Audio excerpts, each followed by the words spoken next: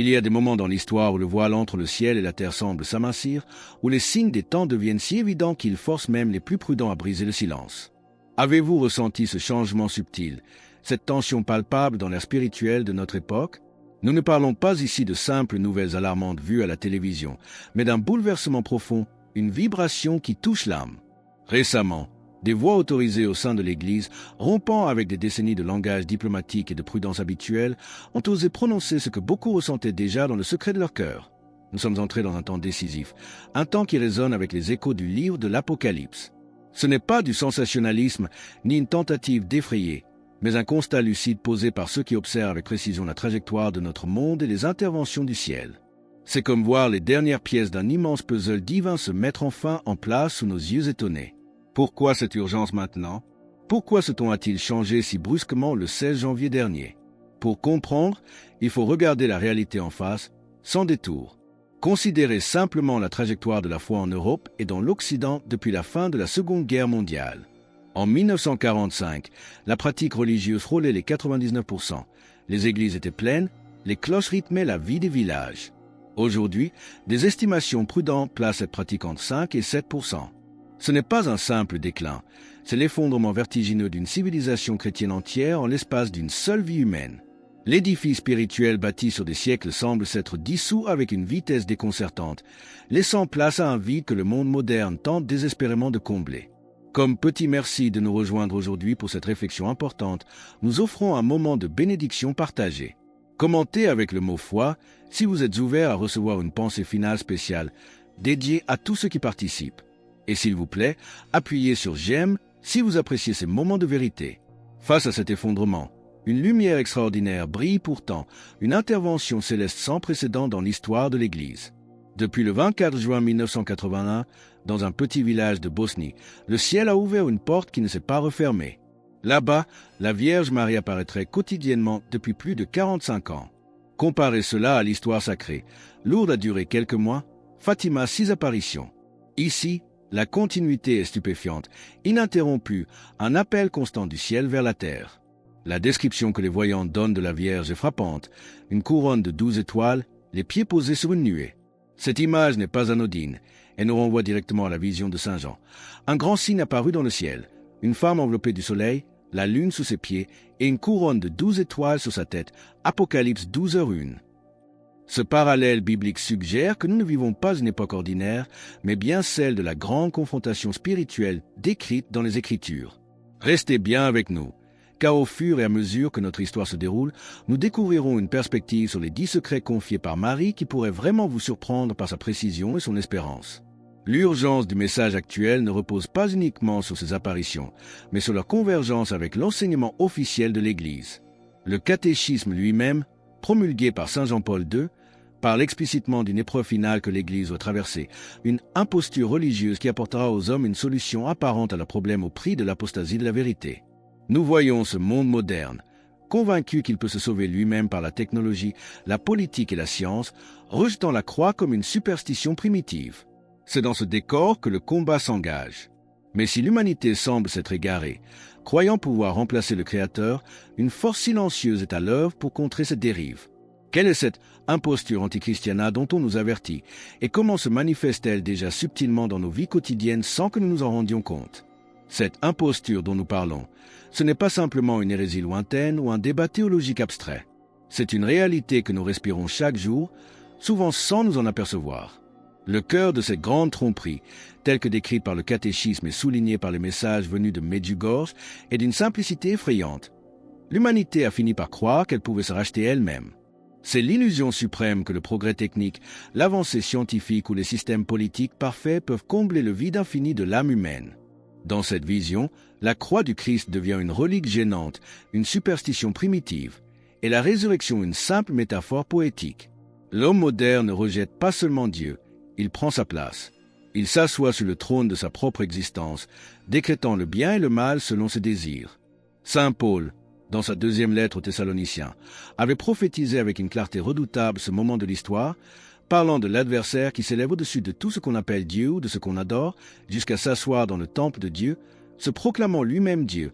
2 Thessaloniciens 2h04. Nous y sommes. Lorsque la créature usurpe la place du Créateur, une loi spirituelle inéluctable se déclenche. Le vide ne reste jamais vide.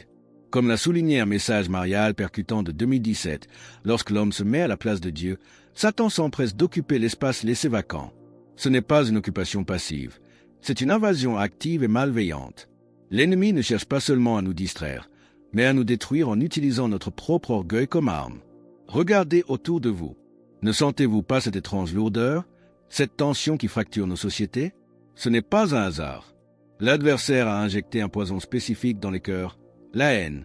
Une haine qui ne dit pas toujours son nom, mais qui divise tout ce qu'elle touche. Les familles se déchirent pour des questions politiques. Le commandement d'aimer son prochain est remplacé par un tribalisme féroce, et la vie humaine, du début à la fin, subit une dévaluation systématique. Nous sommes devenus, selon une expression troublante mais juste, une génération satanisée, non pas par possession de masse, mais par l'adoption des valeurs de l'orgueil, de l'arrogance et de la violence. Le danger n'a jamais été aussi grand. Pourquoi? Parce que pour la première fois dans l'histoire de l'humanité, nous possédons les moyens techniques de notre propre annihilation totale.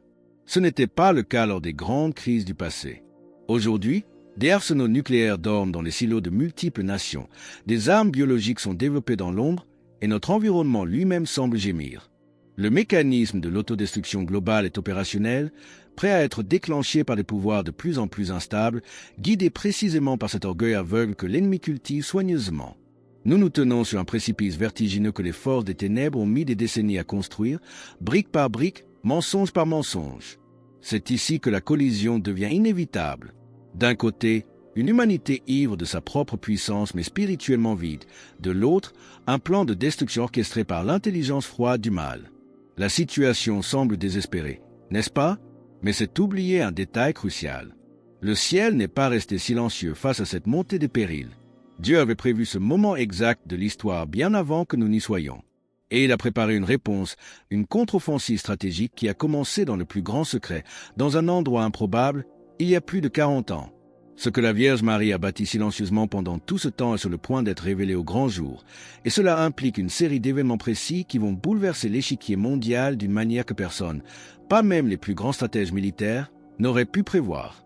Le moment choisi par le ciel pour lancer cette contre-offensive n'a rien d'aléatoire. Le 24 juin 1981. Remarquez la précision divine de cette date. Jean-Paul II n'était pape que depuis 2 ans, mais il avait déjà frôlé la mort. À peine 6 semaines avant la première apparition à Medjugorje, le 13 mai 1981, la balle d'un assassin l'avait frappé place Saint-Pierre. Le Saint-Père n'a jamais eu de doute sur l'origine de cette protection miraculeuse. Il savait que la main de la Vierge avait dévié le projectile mortel. Il comprenait mieux que quiconque que les forces des ténèbres s'étaient liguées contre l'Église et que Marie intervenait désormais directement sur le champ de bataille de l'histoire pour changer le cours des événements. Tandis que le pape fortifiait l'Église de l'intérieur en nous léguant le catéchisme, ce rempart doctrinal inébranlable contre la confusion et l'autodestruction de la foi, Marie, elle, bâtissait silencieusement son armée sur le terrain. À Medjugorje, depuis plus de 4 décennies, quelque chose d'humainement inexplicable se produit. 6 voyants, des enfants ordinaires devenus aujourd'hui des parents et grands-parents, sont restés fidèles à leur témoignage pendant 45 ans. Réfléchissez un instant à la portée de ce fait. Aucun scandale majeur, aucune rétractation, aucune contradiction entre eux, malgré les pressions colossales, les moqueries du monde, les examens médicaux intrusifs et les attaques spirituelles incessantes. Cette constance, à elle seule, est un miracle qui défie les probabilités. La paroisse de ce village est devenue le poumon spirituel du monde. La messe quotidienne, la confession disponible à toute heure, l'adoration eucharistique et le rosaire y sont ininterrompus. Pas un seul jour n'a été manqué, même lorsque les bombes de la guerre des Balkans tombaient tout autour. C'est ici que Marie a formé ses troupes. Elle n'a pas rassemblé des soldats avec des fusils, mais des âmes armées de chapelets. Comme nous le rappelle l'apôtre Paul dans sa lettre aux Éphésiens, notre équipement n'est pas matériel. Revêtez l'armure de Dieu pour pouvoir résister aux ruses du diable. Car nous n'avons pas à lutter contre la chair et le sang, mais contre les dominations, contre les autorités, contre les princes de ce monde de ténèbres. Éphésiens 6, 11-12. À travers des milliers de messages, la Vierge a patiemment éduqué ce réseau international. Elle a appelé à un retour radical à la prière, au jeûne et à la conversion du cœur. Pourquoi? Parce qu'elle préparait des sentinelles capables de reconnaître les signes avant-coureurs. Aujourd'hui, ce réseau existe. Ils sont les apôtres de Marie, disséminés sur tous les continents, dans toutes les cultures, prêts et éveillés. Mais on ne passe pas 45 ans à entraîner une armée d'élite spirituelle sans un objectif précis. Cette longue période de grâce et de préparation n'était pas une fin en soi, elle était le prélude nécessaire à ce qui va suivre. L'entraînement est terminé et le plan divin est sur le point d'entrer dans sa phase la plus critique. Marie a confié aux voyants 10 secrets, 10 événements futurs qui ne sont pas des allégories, mais des faits concrets qui vont bientôt se dérouler sous nos yeux, brisant le scepticisme du monde d'une manière brutale et définitive. Entrons maintenant dans le cœur du mystère, là où la prophétie rencontre la réalité tangible. Les 10 secrets confiés par la Vierge ne sont pas destinés à effrayer, mais à prouver. Les 3 premiers secrets agiront comme des coups de semonce, des avertissements solennels donnés au monde pour briser sa torpeur. Ce qui rend ces événements uniques, c'est leur protocole de révélation. Ils seront annoncés au monde exactement 3 jours avant qu'ils ne se produisent. Imaginez l'impact d'une telle précision. Lorsqu'un événement, peut-être un bouleversement naturel, survient exactement comme il a été prédit 72 heures plus tôt, le doute n'est plus permis. La coïncidence est mathématiquement exclue. Le monde, sceptique et rationaliste, sera forcé de s'arrêter et de reconnaître qu'une intelligence supérieure est à l'œuvre. Mais c'est le 3e secret qui marquera le véritable tournant de l'histoire humaine. Sur la colline des apparitions à Medjugorje, un signe permanent, visible, palpable et indestructible apparaîtra. Ce ne sera pas une illusion d'optique ni un hologramme technologique. Ce sera une réalité divine, belle et effrayante pour ceux qui ont rejeté Dieu. Ce signe restera là, défiant le temps et les éléments, comme un témoignage éternel. Pensez aux conséquences. Les médias mondiaux, habitués à contrôler les récits, ne pourront pas étouffer cette nouvelle. Les dictatures qui ont opprimé la foi pendant des décennies trembleront sur leur base, car comment nier ce que des millions de personnes peuvent voir et filmer? Ce signe déclara la victoire de Dieu avant même que la véritable bataille physique ne commence. Si ce message résonne profondément en vous et que vous vous sentez poussé à affirmer votre foi en la puissance de Dieu qui se prépare à éclater, partagez Amen dans les commentaires ci-dessous. Votre affirmation est une prière en soi. Cependant, il faut comprendre la dynamique spirituelle qui va se déclencher à ce moment précis. Le signe permanent fera bien plus que prouver l'existence de Dieu. Il fera s'effondrer la grande fausse narration de notre époque. L'idée que l'homme se suffit à lui-même, que la technologie est notre sauveur et que Dieu est mort, tout cela s'écroulera face à ce miracle inexplicable par la science. C'est une humiliation publique pour le prince de ce monde.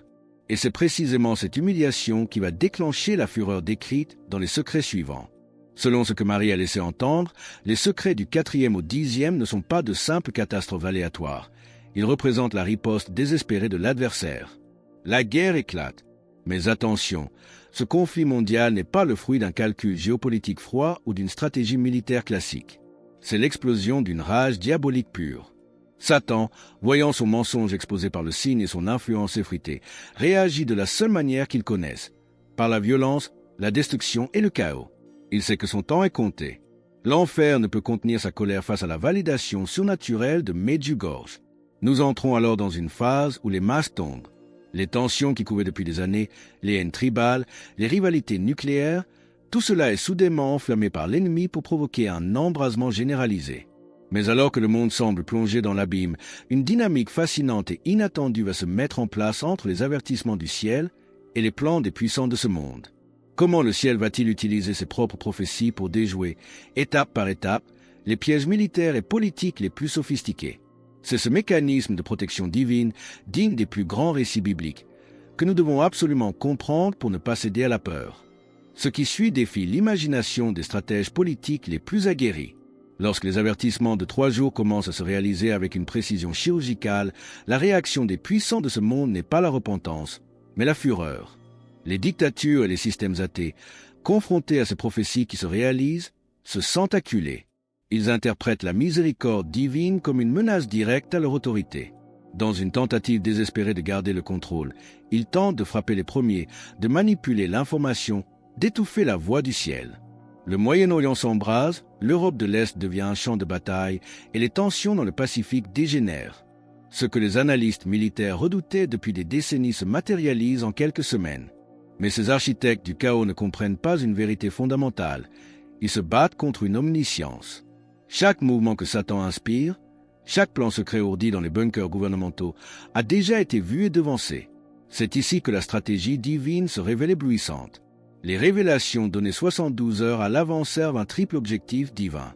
Premièrement, Elle valide l'origine surnaturelle des messages qui d'autres peuvent connaître à l'avenir avec certitude. Deuxièmement, elles ôtent l'effet de surprise, l'arme favorite de l'adversaire. Troisièmement, elle prouve au monde entier que Dieu reste le maître absolu de l'histoire.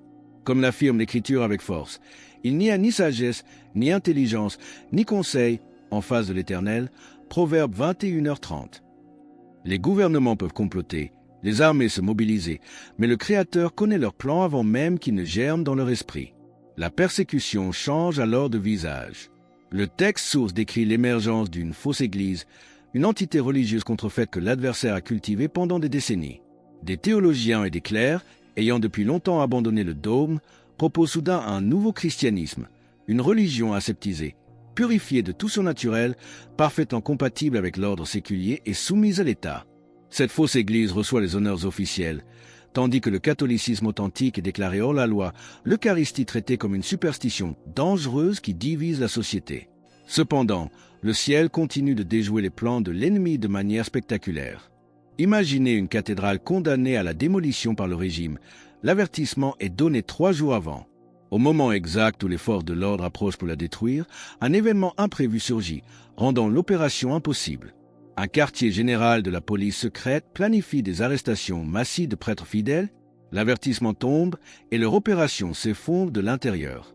La panique commence à se répandre dans les palais du pouvoir. Ils réalisent avec effroi qu'ils combattent un adversaire qui lit leurs cartes avant qu'il ne les joue. Le prix à payer pour les fidèles est pourtant immense. Le martyre redevient une réalité quotidienne. Dans certaines régions, le choix est binaire, renier le Christ ou mourir. Beaucoup choisissent la mort et leur sang, recueilli par les anges comme dans la vision de Fatima, devient une puissance de purification pour le monde.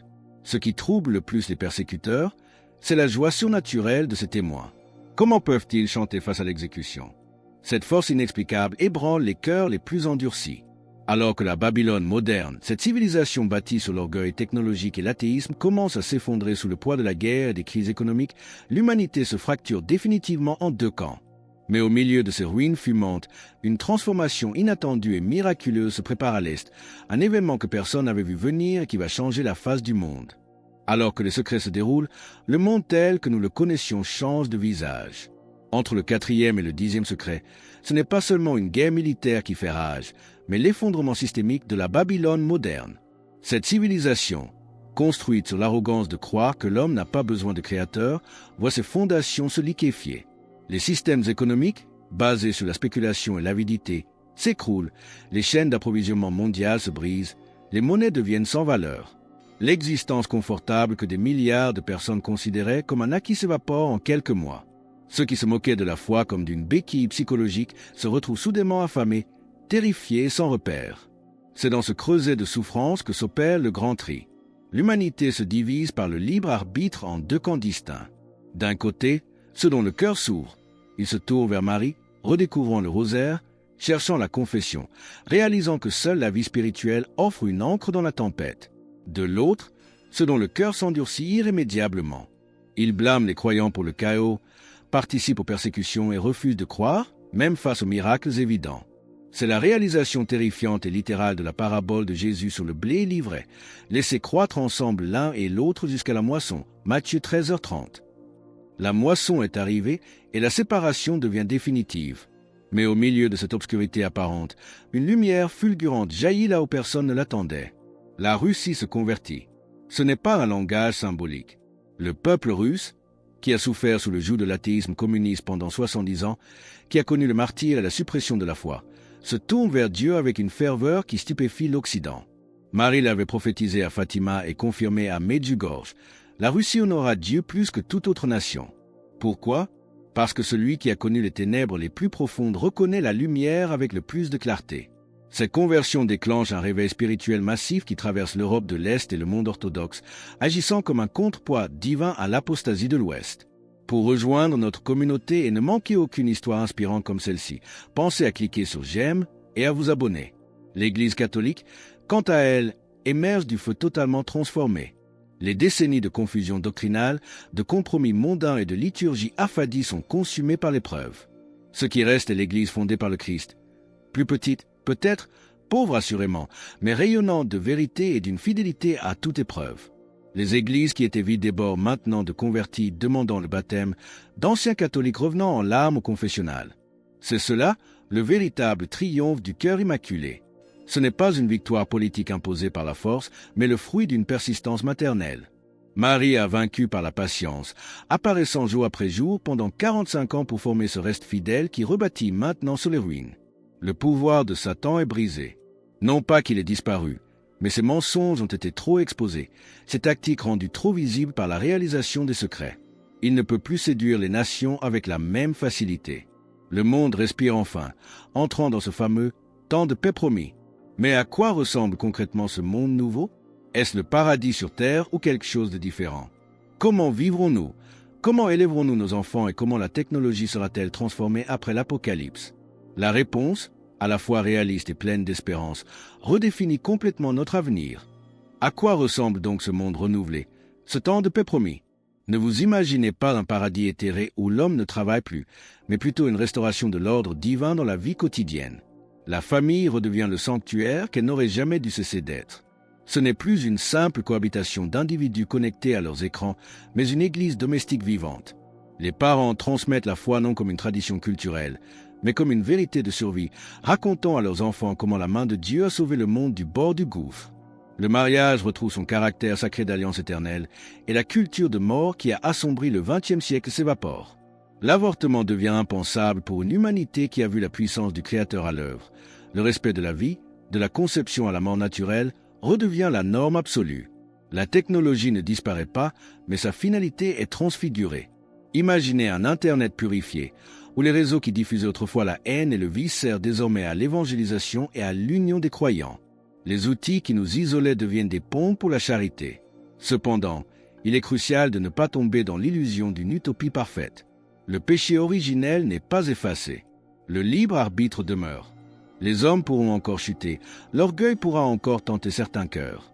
Mais l'atmosphère spirituelle aura changé radicalement. Satan, dont les tactiques ont été exposées à la lumière crue des 10 secrets, opérera désormais depuis une position défensive.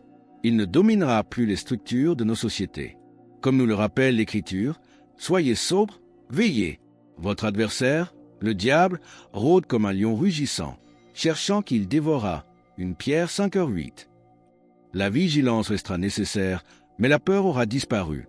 Combien de temps durera cette ère de paix? Marie ne l'a pas précisé. Des décennies? Des siècles? Peu importe. Ce qui compte, c'est de comprendre que ce triomphe du cœur immaculé n'est pas la fin du monde, mais une période de répit, une saison de grâce accordée à l'humanité pour reprendre son souffle avant l'ultime chapitre de l'histoire. Il est vital de faire cette distinction théologique. Ce temps de paix précède la seconde venue du Christ, mais ne l'est pas encore. L'histoire continue jusqu'au jour, connu du Père seul, où Jésus reviendra dans la gloire pour juger les vivants et les morts. Alors, que devons-nous faire aujourd'hui, ici et maintenant? Attendre passivement? Absolument pas. Nous sommes encore dans la phase préparatoire, et l'urgence est réelle. Ne construisez pas votre maison sur le sable quand vous savez que la tempête arrive. L'action concrète est requise. Revenez à la confession si vous vous en êtes éloigné. C'est le tribunal de la miséricorde qui vous prépare au jugement. Recevez l'Eucharistie, le pain des forts. Priez le rosaire chaque jour, non pas comme une récitation machinale, mais comme on tient la main de sa mère dans l'obscurité. Jeûnez, lisez les Écritures et consacrez vos foyers au cœur de Jésus et de Marie. Créez autour de vous des îlots de sainteté, des communautés de foi réelles, car lorsque les temps difficiles viendront, l'isolement sera notre plus grande faiblesse et la fraternité notre plus grande force. N'ayez pas peur. Le but de ces révélations n'est pas la terreur, mais l'espérance. Dieu n'intervient jamais pour détruire, mais toujours pour sauver. Nous connaissons déjà la fin de l'histoire. La lumière gagne. Alors que nous concluons sur cette vision d'espérance et de victoire finale, nous vous invitons à déclarer votre foi publiquement. Commentez Jésus est roi ci-dessous pour affirmer cette vérité avec nous. Et votre parcours ne doit pas s'arrêter ici. Cliquez sur la vidéo qui apparaît maintenant sur votre écran pour un autre message puissant que nous avons préparé pour vous.